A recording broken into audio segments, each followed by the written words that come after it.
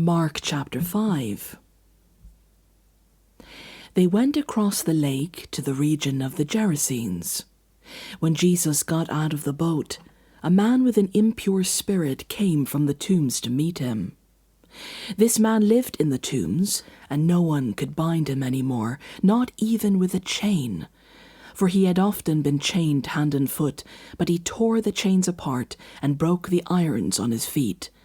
No one was strong enough to subdue him. Night and day, among the tombs and in the hills, he would cry out and cut himself with stones.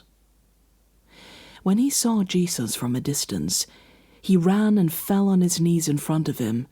He shouted at the top of his voice, "What do you want with me, Jesus, Son of the Most High God? In God's name, don't torture me." For Jesus had said to him, "Come out of this man, you impure spirit." Then Jesus asked him, "What is your name?" "My name is Legion," he replied, "for we are many." And he begged Jesus again and again not to send them out of the area. A large herd of pigs was feeding on the nearby hillside.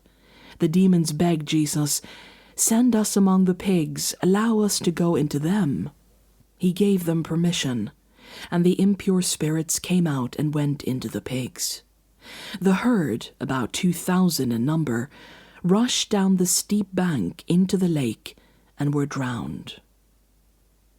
Those tending the pigs ran off and reported this in the town and countryside, and the people went out to see what had happened.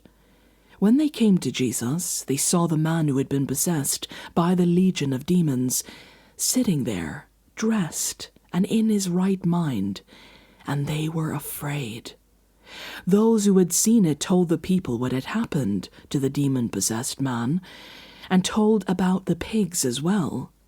Then the people began to plead with Jesus to leave their region. As Jesus was getting into the boat, the man who had been demon-possessed begged to go with him. Jesus did not let him, but said, "Go home to your own people and tell them how much the Lord has done for you and how he has had mercy on you." So the man went away and began to tell in the Decapolis how much Jesus had done for him, and all the people were amazed. When Jesus had again crossed over by boat to the other side of the lake, a large crowd gathered around him while he was by the lake. Then one of the synagogue leaders, named Jairus, came, and when he saw Jesus, he fell at his feet. He pleaded earnestly with him, "My little daughter is dying. Please come and put your hands on her, so that she will be healed and live." So Jesus went with him. A large crowd followed and pressed around him, and a woman was there who had been subject to bleeding for 12 years. She had suffered a great deal under the care of many doctors, and had spent all she had, yet instead of getting better, she grew worse.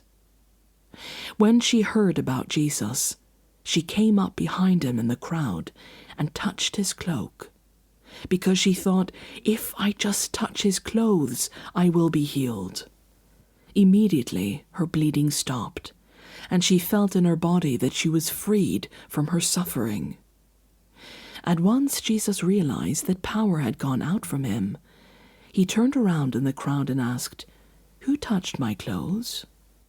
"You see the people crowding against you," his disciples answered, "and yet you can ask, 'Who touched me?'" But Jesus kept looking around to see who had done it. Then the woman, knowing what had happened to her, came and fell at his feet, and trembling with fear, told him the whole truth. He said to her, "Daughter, your faith has healed you. Go in peace and be freed from your suffering." While Jesus was still speaking, some people came from the house of Jairus, the synagogue leader. "Your daughter is dead," they said. "Why bother the teacher anymore?" Overhearing what they said, Jesus told him, "Don't be afraid, just believe." He did not let anyone follow him except Peter, James, and John the brother of James. When they came to the home of the synagogue leader, Jesus saw a commotion, with people crying and wailing loudly. He went in and said to them, "Why all this commotion and wailing? The child is not dead, but asleep." But they laughed at him. After he put them all out, he took the child's father and mother and the disciples who were with him, and went in where the child was. He took her by the hand and said to her, "Talitha cum," which means, "Little girl, I say to you, get up." Immediately the girl stood up and began to walk around. She was 12 years old. At this they were completely astonished. He gave strict orders not to let anyone know about this, and told them to give her something to eat.